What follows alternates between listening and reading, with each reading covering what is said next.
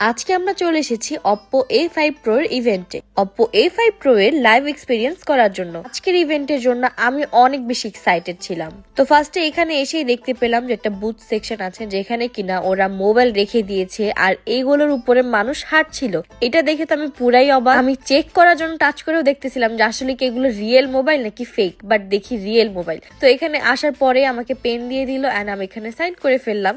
তারপরে বসে পড়লাম ইভেন্টটা এনজয় করার জন্য। আর আজকে আমি অনেক বেশি এক্সাইটেড ছিলাম, কারণ আজকে Oppo A5 Pro এর উপরে অনেক দারুণ দারুণ অ্যাক্টিভিটিস দেখানো হবে এন্ড তার পাশাপাশি লাইভ এক্সপিরিয়েন্সও করা হবে। তো আমি অনেক বেশি এক্সাইটেড এগুলো দেখার জন্য। তো ফার্স্টেই এখানে Oppo A5 Pro বরফ থেকে হাতুড় দিয়ে বের করলো, বাট ফোনটার কিছুই হলো না। আর এখন Oppo A5 Pro এর অফিসিয়াল অ্যাডটাও দেখানো হচ্ছিল। তারপরে এখানে মেহেদি মিরাজ ভাইকে স্টেজে ডাকা হলো এন্ড উনি Oppo A5 Pro নিয়ে ওনার কিছু এক্সপিরিয়েন্স শেয়ার করলো।